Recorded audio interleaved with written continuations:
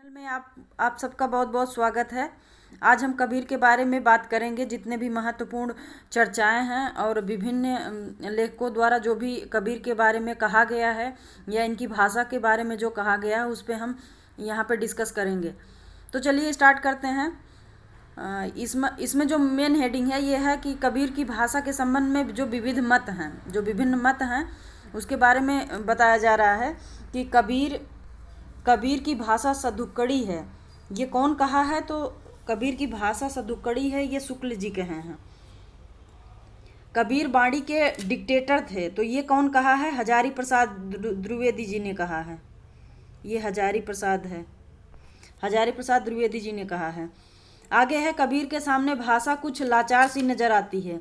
ये कौन कहा है कि कबीर के सामने जो भाषा है वो कुछ लाचार सी नजर आती है? ये कहे हैं हजारी प्रसाद द्विवेदी जी। इसी तरह से आगे देखते हैं, कबीर ने अपनी उक्तियों पर बाहर से अलंकारों का मुलम्मा नहीं लगाया है। तो ये कौन कहे हैं? ये कहे हैं श्याम सुंदर दास। आगे है, कबीर की भाषा संत भाषा है। तो कौन कहा है कि कबीर की जो भाषा है वो संत भाषा है? ये कहे हैं बच्चन सिंह। आगे है, कबीर की भाषा जोरदार है जो इनकी तीव्र अनुभूति का परिचय देती है। तो ये है तीव्र, यहाँ पे गलत लिखा हुआ टाइप हो गया है। तो कबीर की भाषा जोरदार है जो इनकी तीव्र अनुभूति का परिचय देती है। तो ये कहे हैं डॉक्टर गुलाब राय। इसी तरह से चलते हैं आगे, कबीर की कविता पूर्वी हिंदी का रूप लेती है। कबीर की कविता पूर्वी हिंदी का रूप लिए है। ये कौन कहा है? तो ये कहे हैं राम कुमार वर्मा जी ने। आगे है, कबीर की भाषा मुख्यतः ब्रज भाषा है। कौन कहा है कि कबीर की भाषा जो है मुख्यतः ब्रज भाषा है? तो ये कही है सुनीति कुमार चटर्जी।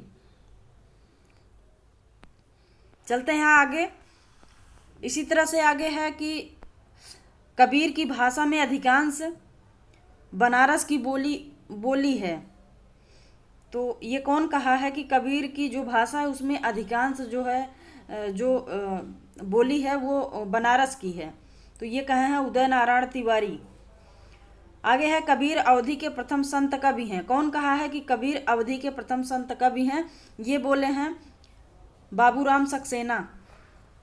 इसी तरह से आगे है, कबीर की भाषा अवधी, भोजपुरी, ब्रज, खड़ी बोली, राजस्थानी और पंजाबी का समन्वित रूप है।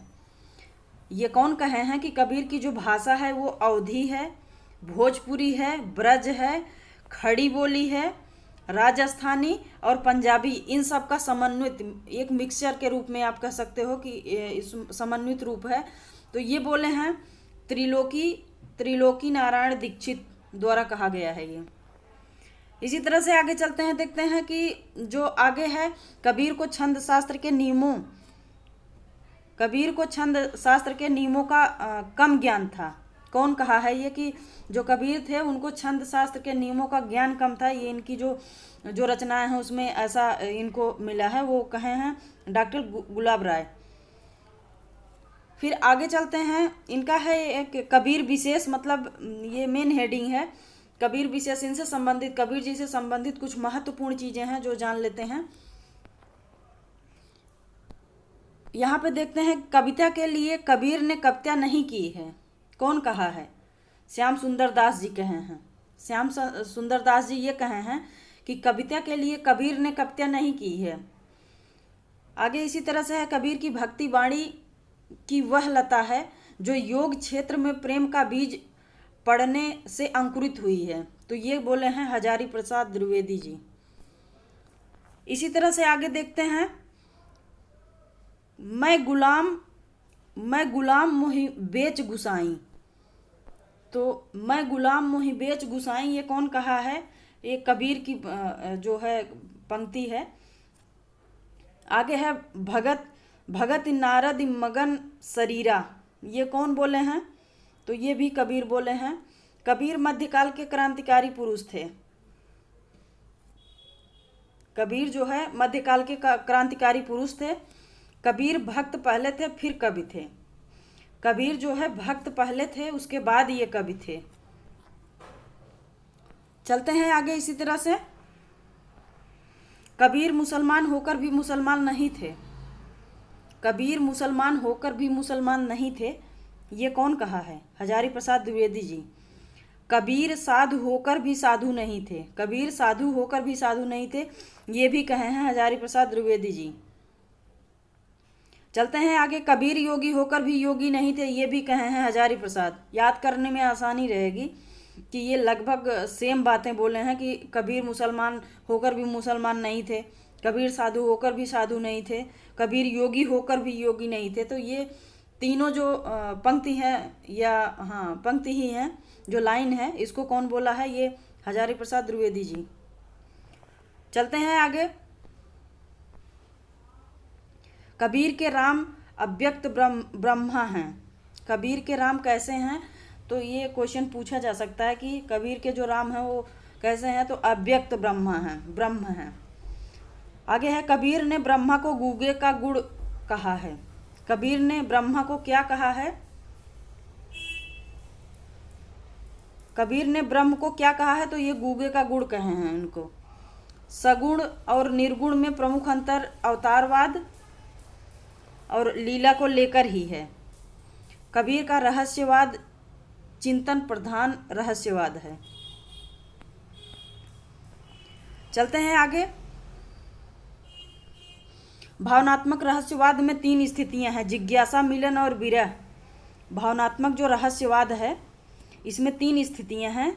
तीनों में क्या है? पहला जिज्ञासा है, मिलन है, फिर विरह है। आगे है, कबीर में भावनात्मक रहस्यवाद के 3 गुण हैं।